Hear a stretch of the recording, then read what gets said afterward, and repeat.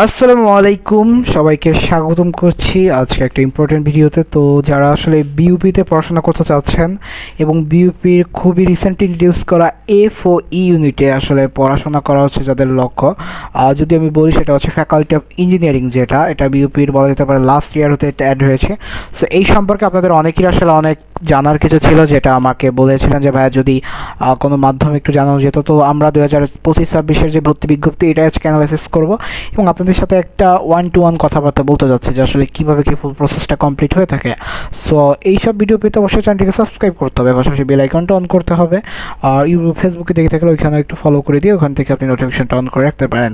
And others যে thing সেটা হচ্ছে কি এইরকম নিউজ সবার আগে পেতে হলে কী করতে হবে আপনি জানেন, সেটা হচ্ছে আমাদের হোয়াটসঅ্যাপ অ্যান্ড টেলিগ্রাম উভয় গ্রুপে যুক্ত হবেন। লিঙ্ক কোথায় পাবেন?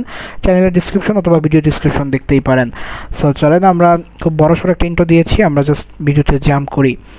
তো আমরা দেখতে পাচ্ছি যে ফ্যাকাল্টি অফ ইঞ্জিনিয়ারিং যেটা এফওই, এটার যেই সাবজেক্ট যেগুলো আছে, একটা হচ্ছে BSc in information and communication engineering BICE, আর একটা হচ্ছে BSc in computer science and engineering BCSE. এই হচ্ছে দুইটা সাবজেক্ট। সো এই দুইটা সাবজেক্টে আপনাকে যে এলিজিবিলিটি বা এগুলো মেনটেন করতে হবে। ফার্স্ট অফ অল হচ্ছে candidate must pass SSC and HSC equivalent examination from the science disciplinary group.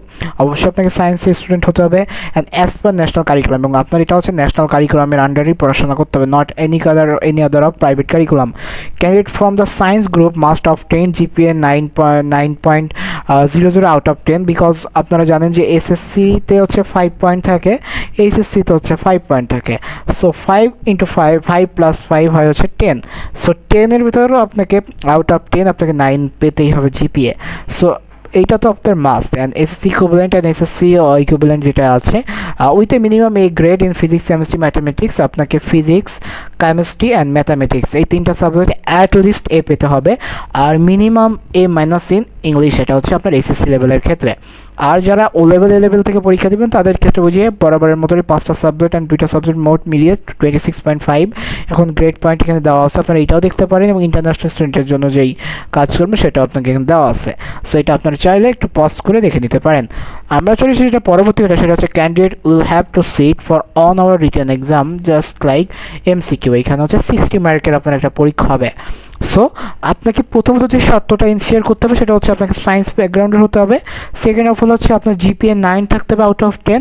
Third হচ্ছে আপনাকে মিনিমাম এ গ্রেড থাকতে হবে ফিজিক্স কেমিস্ট্রি ম্যাথামেটিক্সে, এবং মিনিমাম এ মাইনাস থাকতে হবে আপনার ইংলিশে। এরপর যদি হয় সেটা হলে আপনি একটা এক্সাম দিতে পারবেন এবং এই এক্সামগুলোই আপনাকে আপনার ওভারঅল যে বিষয়টা আছে ওইটা কাজ করবে। So candidates will have to sit on a written test of 60 mark compulsory. Students must have mathematics in ACC or equivalent as their compulsory subjects or optional for subject. So আপনাদের যেটা কাজ হচ্ছে সেটা হচ্ছে দ্য মার্কস ডিস্ট্রিবিউশন ফলোস হচ্ছে section এ, ম্যাথামেটিক্সে 20 marks, বায়োলজিতে 20 marks, ফিজিক্সে 20 marks and কেমিস্ট্রিতে 20 marks, তাহলে এই যে 80 মার্কস। বাট এটা বিষয় হচ্ছে আপনাদের বলেছিলাম না 60 মার্কসের এক্সাম, তাহলে বাকি 20 মার্কস বাড়তি আসলো কই দিয়ে? So each candidate will appear 3 out of 4 course and this must appear সেকশনে, অর্থাৎ ম্যাথামেটিক্স থেকে মাস্ট এটা দাগাতে হবে, বাকি যেগুলো আছে এগুলো আপনি অপশনাল, এখানে যে কোনো দুইটা দাগাবেন। এখন কেউ যদি এখান থেকে বায়োলজি থেকে 10টা, ফিজিক্স থেকে 10টা, বা ফিজিক্স থেকে 20টা লাগালেন, আবার কেমিস্ট্রি থেকে 10টা লাগালেন, বা এখান থেকে 8টা, এখান থেকে 12টা, এই আকাম করলে কিন্তু আপনার খাতা বাতিল। সো আপনাকে যে কোনো 3টা সেকশন হয় আপনি সেকশন এ তো আপনার করতে হবে, এবার সেকশন এর পরে আপনি হয় বি অর সি, অথবা বি অর ডি, অথবা সি অর ডি, এই যে কোনো একটা আপনি করতে পারেন। এই আপনার যেই কম্বিনেশন পছন্দ হয় আপনি সেটা করতে পারেন। সো এই কম্বিনেশন করার মাধ্যমে আপনি আপনার অ্যান্সার করবেন এবং কোনোটার সাথে কোনোটা যেন কনফ্লিক্ট না হয়।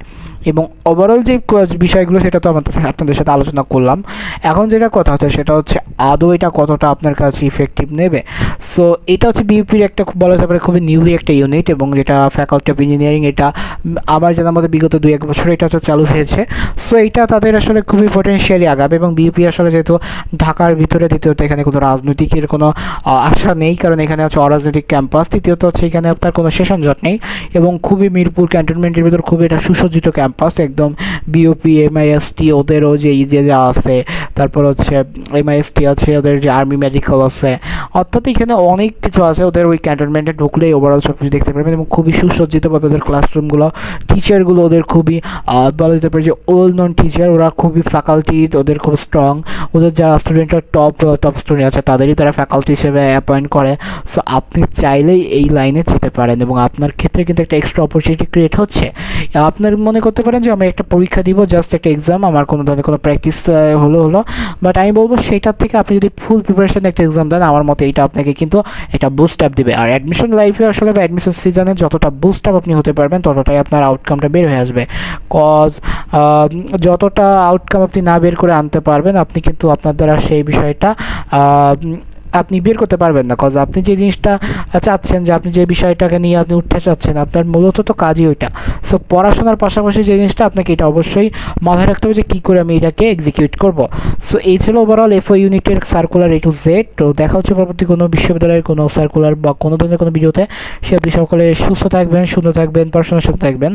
আর এই সকল আপডেট পেতে আপনি আমাদের চ্যানেলটাকে একটু সাবস্ক্রাইব করে দিন। খুব একটা বলি না, কিন্তু আজকে আমি বলতে মন চাচ্ছে তাই একটু বললাম। পেজটা একটু ফলো করে দিন, আর আমাদের গ্রুপগুলোতে একটু যুক্ত হয়ে যাবেন। কজ আপনি সাবস্ক্রাইব করেন না করেন আপনার ব্যাপার, বাট গ্রুপগুলোতে যুক্ত হলে আমি মনে করি যে আপনার ক্ষেত্রে অনেক উপকার হবে। তো ঠিক আছে, ভালো থাকবেন, আল্লাহ হাফেজ।